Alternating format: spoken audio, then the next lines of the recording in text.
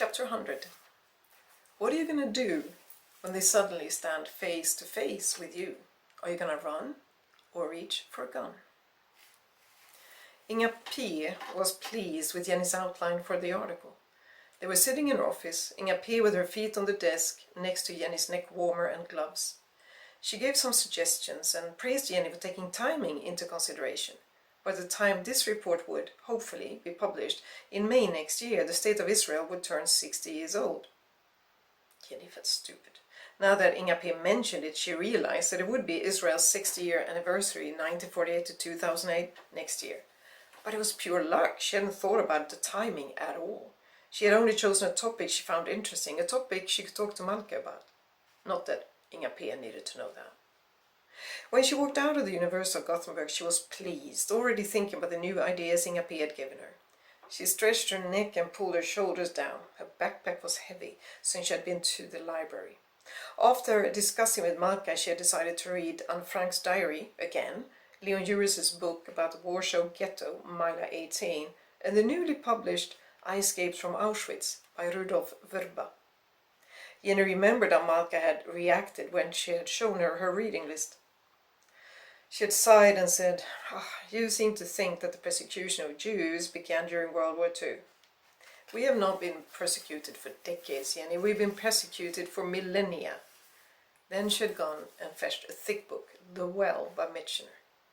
Again, Jenny had been reminded about her limited knowledge of the subject and became even more convinced that she had a lot to learn before she could write a good report. Her full backpack was a good start. To her surprise, another motorcycle stood behind hers. It was late in the autumn and most motorcyclists had stopped riding for the season. The other motorcycle was a cruiser, a Suzuki Intruder with a custom paint job on the tank. The motif was a woman with breasts that were grotesquely oversized. Jenny shook her head. Everyday sexism was what it was. She didn't like it. Her thinking was interrupted when she saw her own motorcycle. She stopped short. A guy was sitting on it. On the back of his leather jacket was a snake. She swallowed and tried to think on her feet. Maybe they had seen her motorcycle at Diego's after all, or on the way there. Even if they had seen the motorcycle, they might not have seen her. Maybe they were waiting for the owner to show up so they could see who it was. As naturally as possible, she walked past the motorcycle instead of approaching it. When she was a few meters away, the snake guy shouted after her, "Hey, hussy, you gonna bring Diego our message?" Of course. I'm wearing my motorcycle boots. Who was I trying to kid?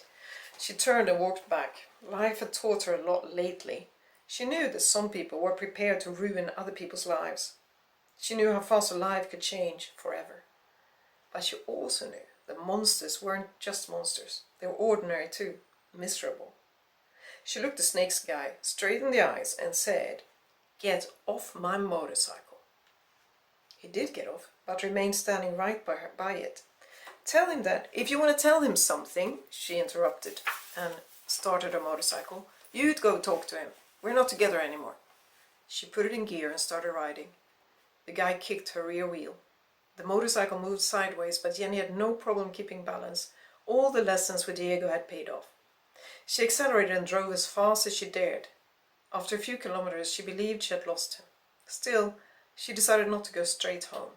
If he or anyone else in Snakes were following her, she didn't want them to find out where she lived. She hoped they would believe her, believed that it was over between her and Diego. Only when she had been driving around aimlessly for about a quarter of an hour did she feel fear. She was okay, but shaky. Diego had been right. Of course he was right. This was a world he knew, a world he had grown up in. She had only been visiting it for a short time.